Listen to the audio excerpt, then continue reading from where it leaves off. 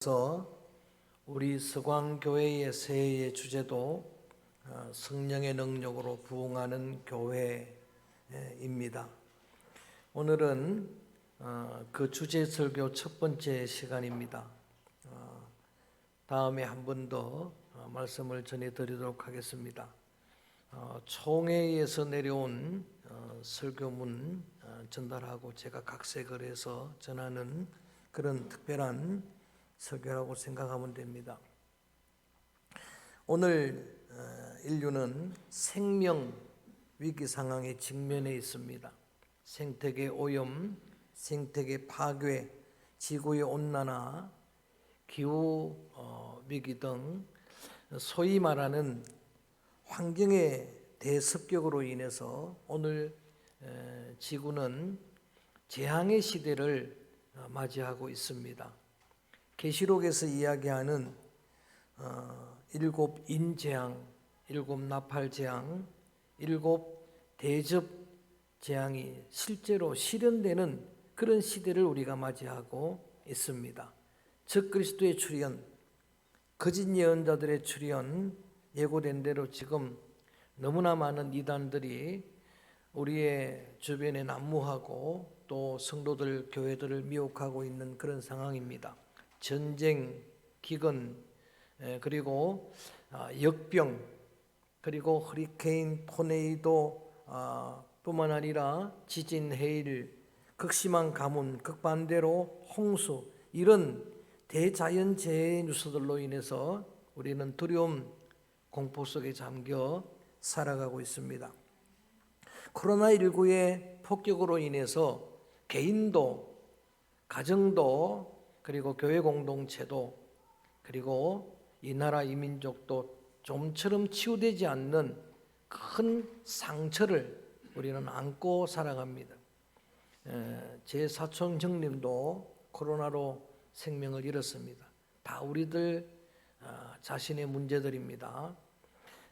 거기에다가 3년 이상 계속되는 러시아, 우크라이나 전쟁, 또 1년 이상 계속되는 이스라엘, 팔레스틴, 가자 지역의 전쟁, 그 전쟁이 지금 확전되어서 레바논으로 그리고 이란으로 계속 전쟁이 확전되고 미국 대선을 10일 앞둔 상황에서 나중에 휴전, 정전 협상 때 우위를 점하려고 그 공격을 극대화하고 있습니다.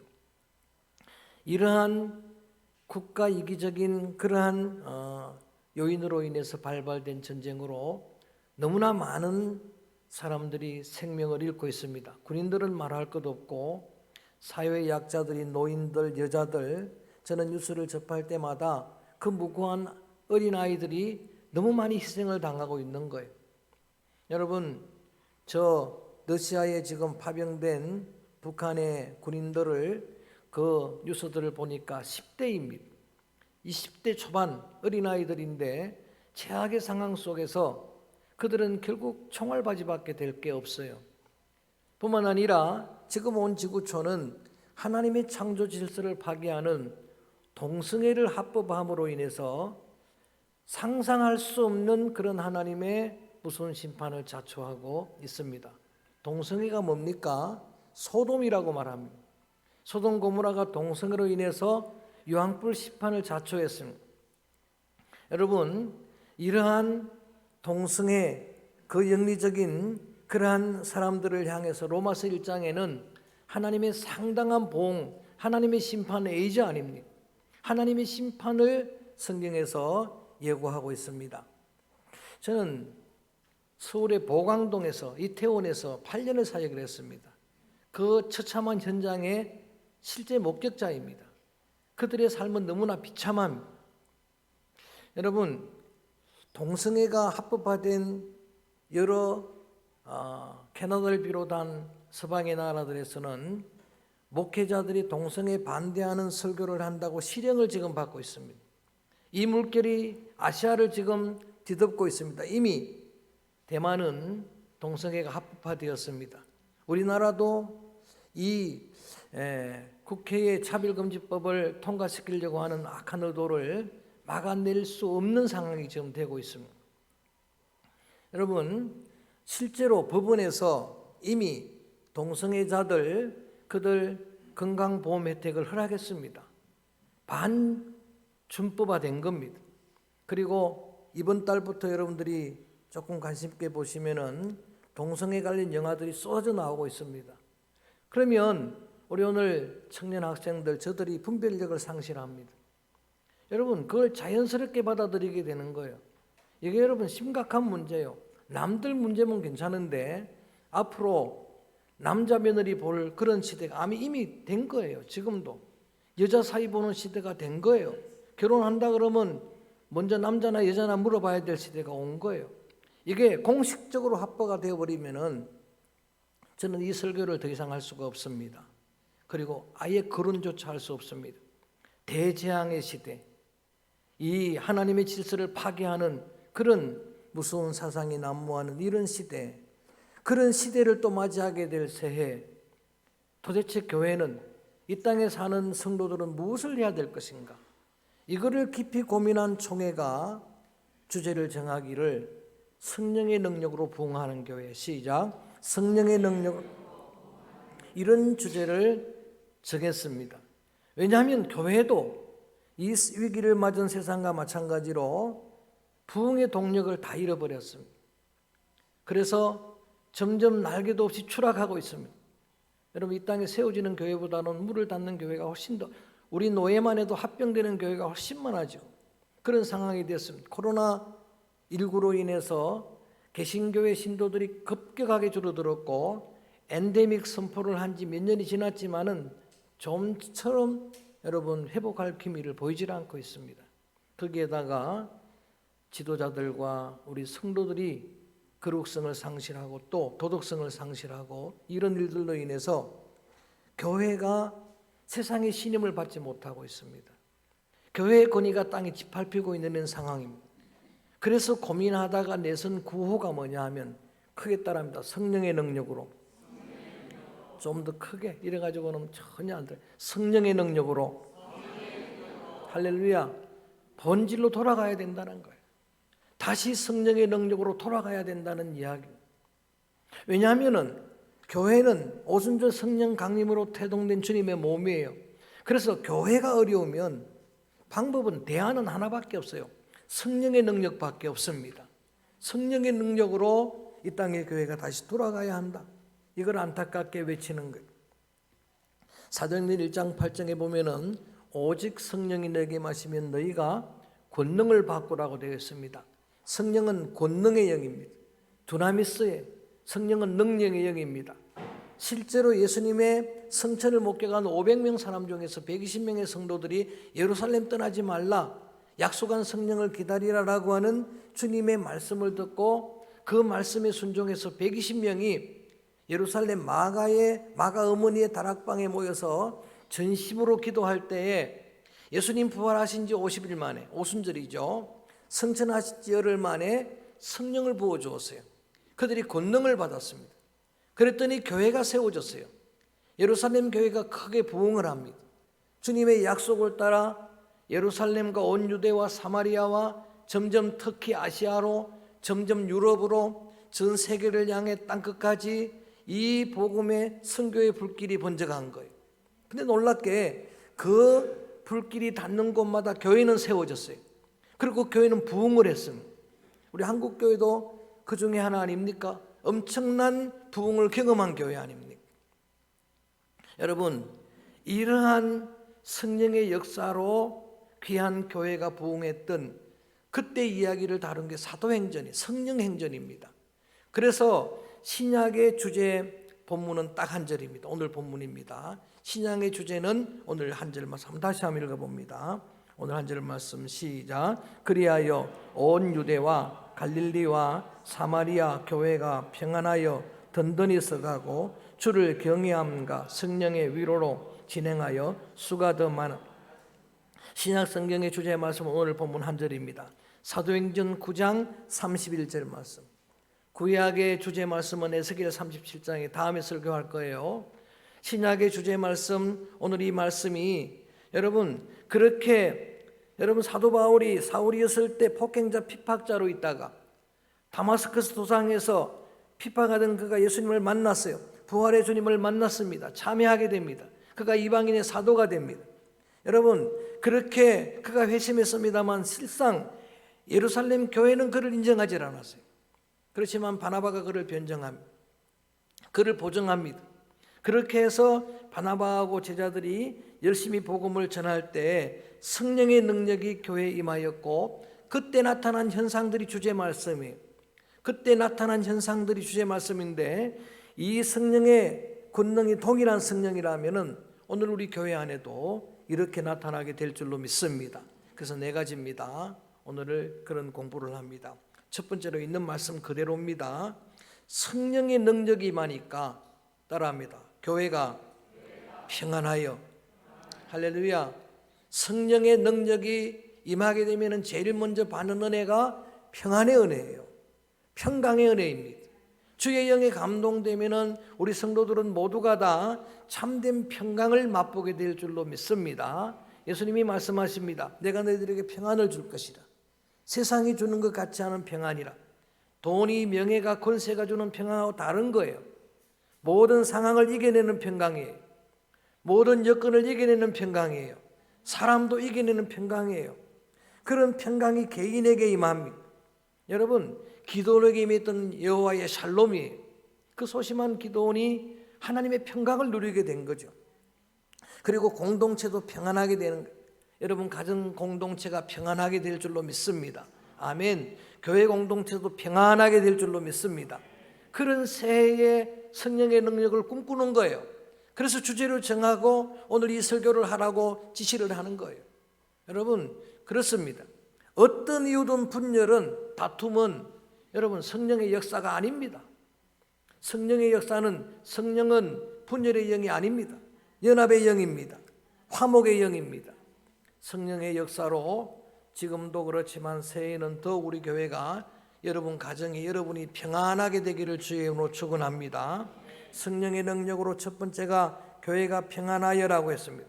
두 번째가 든든히 서가고. 시작. 든든히 서가고. 다시 한번 시작. 이 네 개 현상은 여러분들이 알아야 돼요. 첫 번째는 교회가 어떻게 되고 평안하고, 두 번째는 교회가 든든히 서가고. 성령의 능력이 임해야 교회는 든든히 서간다라고 하는 그런 이야기예요.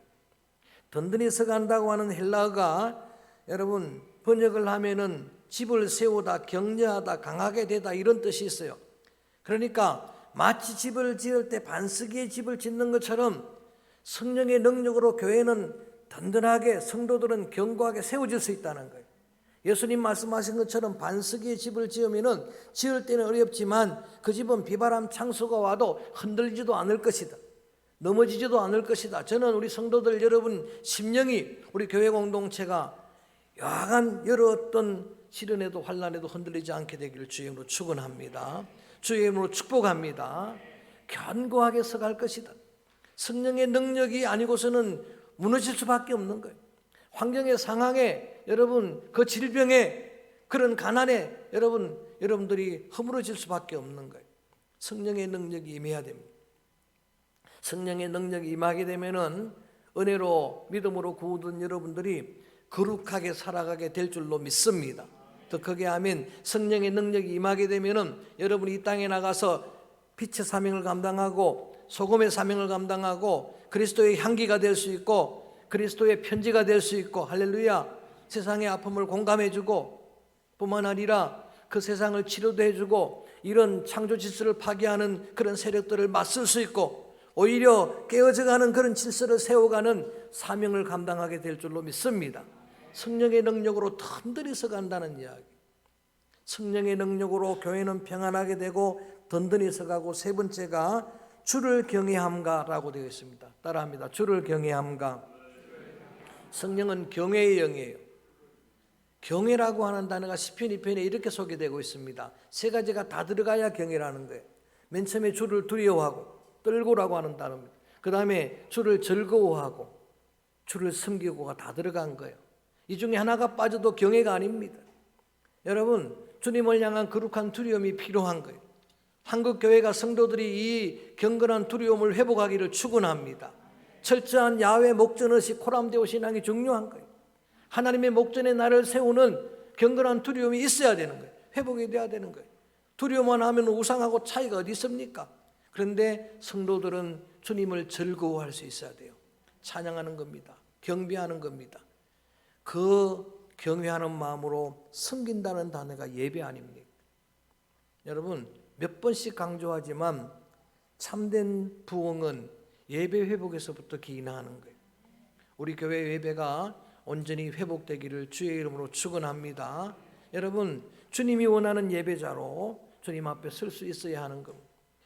아브라함을 하나님이 축복할 때 뭐라고 말합니까? 아브라함아, 네가 이제야 나를 경외한 줄 알아. 언제 그 축복을 들었습니까? 독자 아들 이삭을 아끼지 아니하고 하나님의 명령 따라 모리아산에서 번제로 제사할 때, 예배할 때 하나님이 그를 투 테스트 시험했습니다. 시험했더니 통과했어요. 이제야 네가 나를 경외한 줄 알았노라. 여러분, 하나님의 마음에 감동을 드리는 건 예배밖에 없습니다. 우리의 공예배가 회복되기를 원하고, 그리고 여러분의 삶이 예배가 되어지는, 여러분 몸을 산 제물로 드리는 그러한 영적 예배도 회복되기를 주의 이름으로 축원합니다. 그러한 예배 회복의 은혜는 성령 능력 아니면 안 돼요. 성령의 능력으로 주를 경외함과, 마지막 네 번째입니다. 성령의 위로로라고 하는 단어입니다. 따라합니다. 성령의 위로로. 성령의 위로로 진행하여라고 하는 단어예요. 네 가지입니다. 꼭 마음에 새기길 바랍니다. 여러분, 성령은 위로의 영이에요.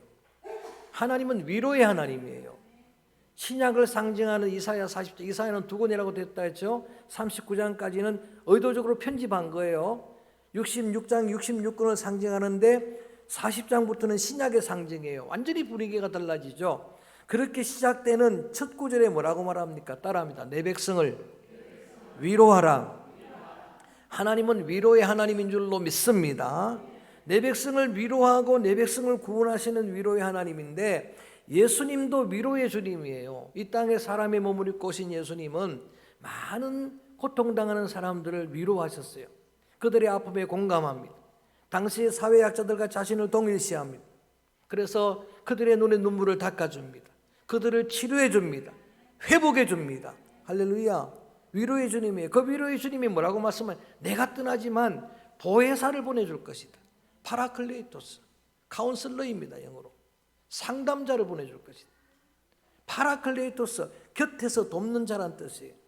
곁에서 돕는데 가장 가까운 내 곁에 됩니까? 내 심령 아닙니까? 내 안에 성령을 부어주시는 거예요. 성령은 위로의 영입니다. 내 안에 내주하시는 성령님은 나의 연약함을 아시고 나를 위해 기도해 주십니다. 나를 위로해 주시는 주님의 위로, 이러한 위로가 예배 때마다 여러분이 경험되기를 축원합니다. 은혜 받고 말씀 받고 기도할 때 응답 받고 위로 받고, 이런 네 가지 은혜가 성령의 능력으로 임하는 거예요. 우리 한번 복습하면서 따라합니다. 교회가 평안하여 든든히 서가고 주를 경외함과 성령의 위로로 수가 더해지더라. 수가 더해지는 게 뭡니까? 부흥이죠. 여러분이 교회 부흥을 위해 기도할 때 여러분 적지 않은 부담을 저는 받고 있습니다. 그럴 때마다 마음에 큰 부담이 와요. 여러분, 제 책임이 제일 크기 때문에 큰 부담이 생깁니다. 그런데 여러분, 우리가 부담을 갖더라도 오늘 성경에 약속하시는 말씀대로 저는 우리 교회의 숫자가 늘어나게 되기를 축원합니다. 구원받는 수가 늘어나게 되기를 축원합니다. 부흥하게 되기를 축원합니다. 우리의 빈자리가 채워지기를 주의 이름으로 축원합니다. 성령의 능력으로 이게 가능했다는 이야기를 하는 거예요. 성령의 능력으로 이런 현상이 나타나니까 이게 되더라. 그래서 내년 한 해는 이런 구호로 한 해를 여러분 사역하고 함께 달려가기를 원하는 거예요. 성령의 능력으로 부흥하는 교회. 시작. 한 번 더 크게 시작. 성령의 능력으로 부흥하는 교회. 성령의 능력이면 지금도 가능할 줄로 믿습니다. 우리의 생각으로는 안 되지만 성령의 능력이 이 땅에 임하면은 그 본질로 돌아가면은 된다는 이야기를 하는 거예요. 거기에 승부를 걸겠다는 그런 이야기입니다. 여러분, 그래서 오늘 우리 교회가 이렇게 한 해를 준비를 하면서 미리 제가 주제 설교를 말씀드린 이유가 있어요. 이렇게 준비를 하기를 원하고, 이렇게 계획하기를 원하고, 또 이 주제의 찬송을 결정하기로 하고 이런 여러 가지 의도로 말씀을 미리 드리는데 저는 오직 성령의 능력으로 다시 한번 우리 교회가 또 여러분 가정이 더 평안해지기를 원하고 또 우리 교회가 정말 든든하게 서가기를 반석에 세우는 교회라서 누가 흔들어도 무슨 이야기를 해도 여러분의 신앙이 우리 교회가 이 주님의 반석 위에 견고하게 세워지기를 축복합니다. 진정한 예배들이 다 학생의 예배, 청년부 예배, 또 아동부 예배도 마찬가지입니다. 다 회복되기를 원하고 여러분의 삶의 현장에서도 늘 하나님을 예배하는 그런 성도들 되어지기를 원하고 예배 때마다 은혜 받고 예배 때마다 성령 감동받고 주님의 위로받는 그런 위로로 구원받는 자의 수가 더해가기를 주의 이름으로 축원합니다. 오늘은 학생 청년 초청주일 우리 교사들이 또 전도사님이 2달 동안 열심히 사역을 했습니다. 사역을 했는데 여러분 얼마의 새로운 신자들이 왔는지 모르겠습니다. 근데 낯선 얼굴들이 한두 명 보이는데 여러분 이 한두 명이 얼마나 귀한지 몰라요. 청동은 주일에도 한두 명 안 오잖아요. 근데 얼마나 귀한지 모르는데 저는 이 귀한 주님의 자녀들이 정말 믿음의 자녀로 깊게 뿌리를 내리기를 주의 이름으로 축원합니다. 그래서 새해에는 우리 아동부도 부흥을 하고 할렐루야 중고등부도 부흥을 하고 청년에도 부흥하고 작년에도 부흥하는 그런 은혜가 있기를 축원합니다. 그게 교회의 미래가 아니겠습니까? 교회에 우리 어린아이 아동부 심령들 아기들 저는 볼 때마다 아이들 울음소리가 있고 웃음소리가 있으니까 그래도 희망을 갖는 거예요. 제가 토요일에는 말씀을 묵상하며 잠을 듭니다. 새벽에 일어나서도 또 이 말씀을 또 4-3번 오늘도 새벽에 4시에 또 암송해보고 외워보고 이렇게 했는데 그러다 잠깐 잠이 들었는데 무슨 의미인지는 모르지만 꿈을 꿨어요. 제 차가 고장이 났어요. 고장이 났는데 내 손으로 고칠 수가 없는 거예요. 그런데 장로님들이 안 옵니다. 권사님들이 안 옵니다. 달려와서 고친 자들이 아동부 학생들입니다. 할렐루야. 다인이가 왔어요. 한영이가 왔어요. 서인이가 와가지고 그 하나하나 그 스위치 다 갈아넣고 그 고쳤어요. 근데 내가 이거 엄청난 비전이다. 처음으로 내가 나인이 꿈을 꾼 거예요. 걔들이 와 내 차를 고치는 거예요. 권사님들은 다 외면하고 오지도 않고 장로님들은 뒤집어 주무시고 뭐 아무도 안 오는데 여러분 아동부도 중고등부도 청년부도 작년부도 내년에는 부흥하는 한 해가 되기를 원합니다. 성령의 능력으로 부흥하는 교회 이 비전을 가지고 이 찬양을 부르려고 하는 거예요. 부흥입니다. 이 땅에 황무함을 우리의 교회에 이 땅에 대한민국의 교회에 문을 닫는 교회에 합병하는 교회의 안타까움을 좀 하나님 앞에 내어놓고 함께 찬양을 드립니다. 이 땅의 황무함을 보소서.